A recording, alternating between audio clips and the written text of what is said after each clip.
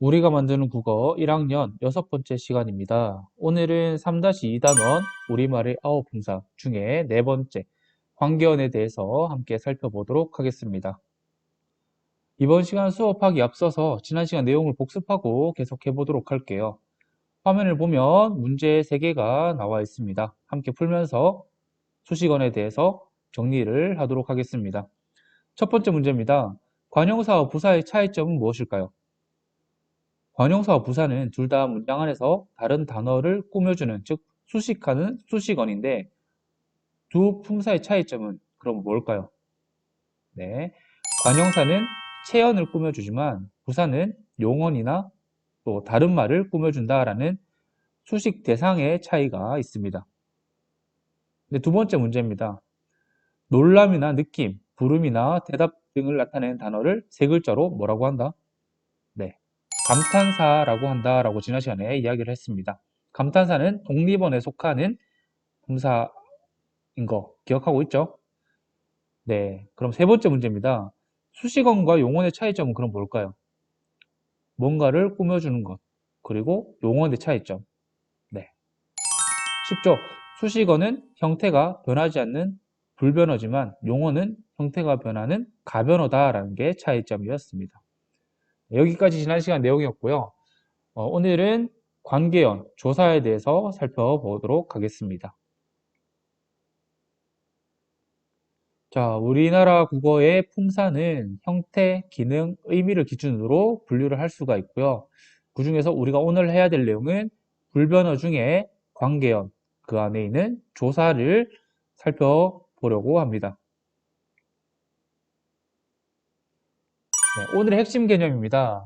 오늘은 조사에 대해서 알아야 하는데 조사란 무엇일까? 조사를 한 문장으로 정리를 하면 이렇게 정리를 할 수가 있겠습니다. 조사는 다른 말에 붙어서, 이 말이 중요합니다. 다른 말에 붙어서 뭐나 뭐를 더해준대요. 다른 말에 붙어서 뭐를 더해줄까? 네, 문법적 관계나 특별한 뜻을 더해주는 단어를 조사라고 합니다. 조사할 때 이 조자가 돕다 할 때 조자입니다. 도울 조자, 도력할 때 그 조자인데 이 조사는요, 그래서 그 문장 안에서 단어와 단어 사이의 문법적 관계를 나타내거나 혹은 어떤 그 앞에 붙어 있는 단어에게 특별한 뜻을 더해주는 그런 역할을 하는 것이라고 생각을 하면 되겠습니다. 자, 조사는요, 문장에서 혼자 사용할 수가 당연히 없습니다. 그래서 조사를 정리할 때 다른 말에 붙어서 라는 말이 꼭 들어가야 하는 겁니다. 그러면 우리가 실제 문장을 통해서 단어들의 품사를 한번 알아보도록 하겠습니다. 선생님이 문장 3개를 가지고 왔습니다. 오늘은 시집을 읽었다. 나는 어제 학교에 갔다. 그리고 나는 금호중학교 학생이다. 각각의 문장을 구성하는 단어들의 품사를 한번 알아보도록 할게요. 자, 먼저 첫 번째 문장입니다. 오늘 그리고 시집의 품사는 뭘까요? 네, 어떤 대상의 이름을 나타내는 말이기 때문에 네, 둘 다 명사겠죠, 명사. 그럼 읽었다는요? 책을 읽다, 뭐를 읽다 할 때 읽다의 품사는 뭐다? 그렇죠. 움직임을 나타내기 때문에 동사입니다, 동사. 자, 그럼 두 번째 문장 볼게요. 두 번째 문장에서 나는 그런 품사 뭘까? 나.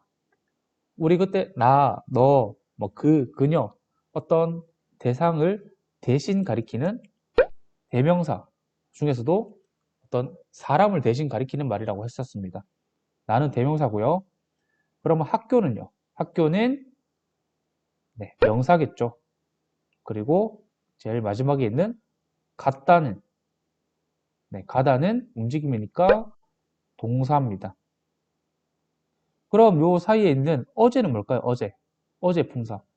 첫 번째 문장 보면 오늘은 명사라고 했는데 두 번째 문장에 있는 어제는 그럼 똑같이 명사여야겠죠?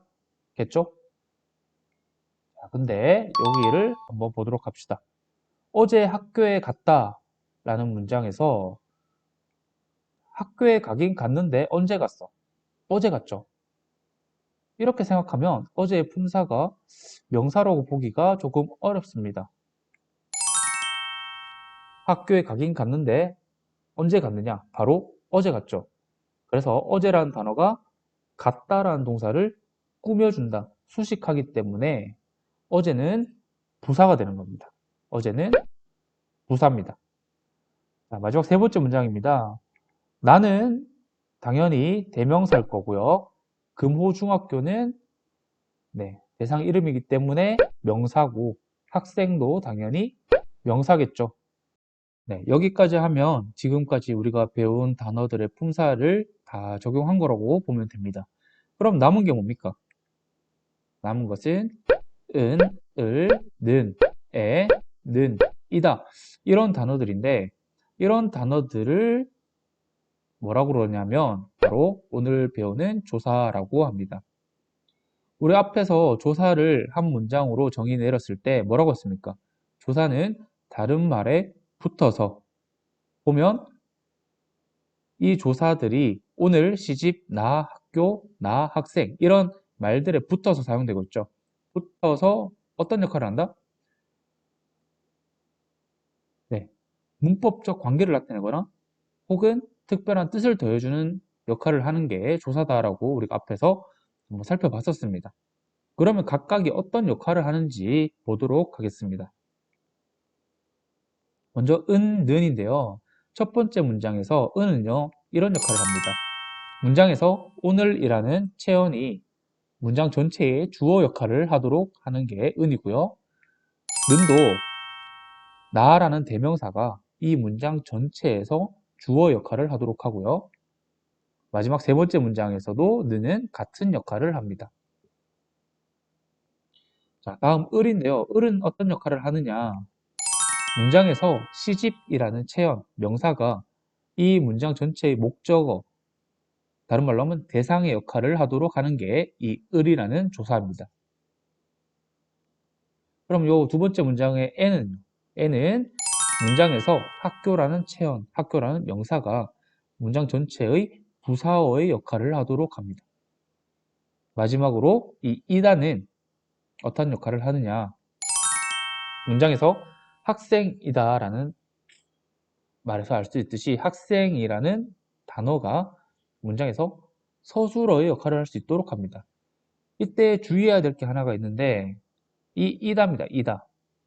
이다는 조사 중에서 유일하게 형태가 변하는 가변어입니다. 우리 앞에서 봤을 때 조사는 관계어이고 관계어는 불변어다라고 이야기를 했는데 이 이다만 유일하게 형태가 변합니다. 어떻게 변하느냐? 나는 금호중학교 학생이고 너는 금호여자중학교 학생이다. 뭐 이렇게 해도 되고요.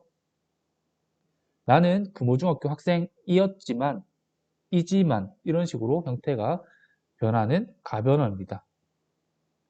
이 사실을 알아두면 좋을 것 같습니다. 그래서 첫 번째, 조사를 이렇게 정리를 할 수 있습니다.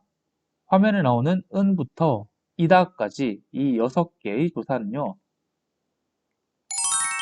체언과 결합해서 그 체언이 문장의 다른 말과 관계를 어떻게 나타내느냐를 보여주는 역할을 한다라고 정리를 하면 되겠습니다. 자, 선생님이 교과서 137쪽에 1-2번에 있는 그림을 가져왔습니다. 자, 왼쪽 그림을 보면 개미가 사자를 문 거고요. 오른쪽 그림은 개미를 사자가 물었는 겁니다. 자, 똑같이 개미, 사자, 물다 라는 단어를 가져왔는데 조사가 어떻게 사용되느냐에 따라서 의미가 달라지는 모습을 한번 살펴보도록 하겠습니다. 왼쪽 그림 같은 경우에는 누가 물었어? 무는 행위는 개미가 있죠?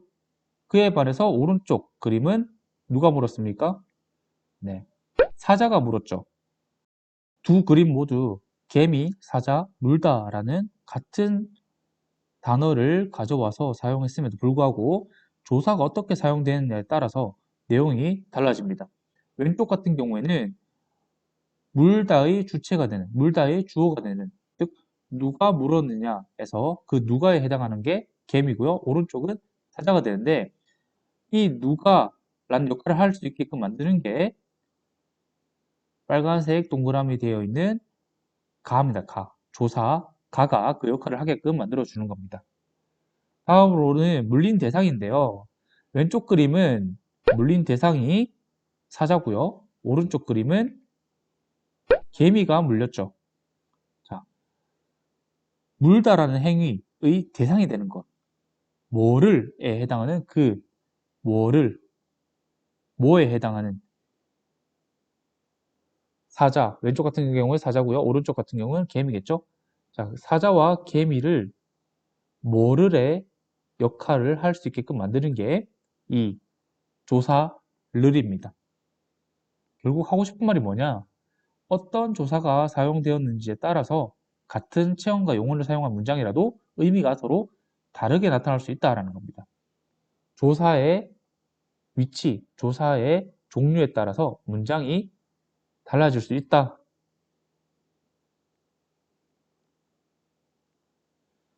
자, 그러면 다음 문장을 바탕으로 조사의 의미를 한번 알아보도록 하겠습니다. 자, 세 문장을 가져왔는데요. 첫 번째 문장입니다. 지민이는 시집을 천천히 읽었다. 두 번째 문장은 지민이가 시집은 천천히 읽었다. 세 번째 문장은 지민이가 시집을 천천히는 읽었다. 입니다. 첫 번째 문장부터 보겠습니다. 지민이는 의 는의 의미를 살펴볼 텐데 이 는은요. 시집을 천천히 읽은 사람이 누구다? 바로 지민이다 라는 사실을 말하고 있습니다. 이때 지민이는 이 문장의 화제, 주제, 주체 이런 식으로 이야기를 할 수가 있겠습니다. 두 번째 문장에서 지민이가 시집은 천천히 읽었대요. 이때 은은 무슨 의미일까? 이때 은은요. 지민이가 시집을 제외한 다른 책들은 되게 빨리 읽었는데 다른 책들 말고 이 시집은 천천히 읽었다라는 사실을 말하고 있습니다. 세 번째 문장에서는요. 지민이가 시집을 천천히는 읽었대요. 무슨 의미일까? 네, 지민이가 시집을 읽긴 읽었어요. 근데 천천히 읽었다라는 사실을 말하고 있습니다. 즉, 두 번째 문장과 세 번째 문장에 있는 은는요. 결국 시집 그리고 천천히 라는 말을 강조하고 있다라는 겁니다. 그리고 정리하자면 여기 화면에 보이는 는, 은은요. 화제를 나타내기도 하고요. 어떤 앞에 있는 말을 강조하기도 한다라는 거 알아두면 되겠습니다. 하나 더 볼게요. 자, 다음 세 문장입니다. 지민이도 시집을 읽었다. 지민이만 시집을 읽었다. 지민이마저 시집을 읽었다 합니다. 첫 번째 문장 먼저 볼게요. 지민이도 시집을 읽었대요. 이때 도는 무슨 의미입니까?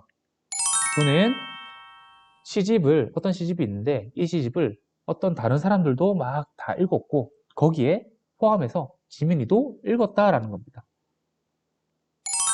두 번째 문장은 자 이때 지민이만 할 때 만은 다른 사람들은 이 시집을 안 읽었고 대신 유일하게 지민이 혼자 읽었다라는 겁니다. 세 번째 문장의 마저는요. 다른 사람들이 시집을 다 읽고 다 읽었어. 10명이 있으면 9명 다 읽었어. 마지막 남은 지민이 그 한 사람마저도 이 시집을 읽어버렸다라는 의미입니다. 결국 이 화면에 나오는 첫 번째 도는요. 뭔가를 포함하다, 더하다라는 의미. 두 번째 문장의 많은 한정, 단독, 유일 이런 의미고요. 마지막 마저는 하나 남은 마지막이라는 의미를 가지고 있습니다. 자, 조사를 정의할 때 다른 말에 붙어서 문법적 관계를 나타내거나 또 뭐 한다 그랬지? 특별한 뜻을 더해준다 했죠. 이때 도, 만, 마저 바로 앞에서 했던 은, 는 이런 것들이 특별한 뜻을 더해주는 말이다 라고 생각을 하면 되겠습니다. 네, 그래서 관계어이 뭔데? 라고 이야기를 하면 이렇게 얘기하죠. 관계어는 불변어 안에 속하고요. 또 관계어는 조사를 포함한다. 그래서 관계어는요. 문장에서 사용되는 단어들의 관계를 나타내기도 하고요. 또 조사는 혼자 사용할 수 없습니다. 절대 혼자 사용할 수 없고요. 무조건 다른 말에 붙어서 사용할 수 있다. 어떤 조사들 중에서는 특별한 뜻을 더해주는 것도 있다라고 얘기를 했습니다. 아까 방금 봤던 도, 만, 마저, 까지, 조차, 는 뭐 이런 것들. 마지막 네 번째, 조사 중에서는요, 형태가 변하는 조사가 있다고 했습니다. 어떤 조사? 뭐뭐 이다 할 때 이다. 이다는 서술격 조사, 즉 앞에 있는 체언을 문장에서 서술어 역할을 할 수 있도록 만들어주는 서술격 조사인데 이 서술격 조사는 형태가 변합니다. 이 점을 주의해서 살펴보면 될 것 같습니다.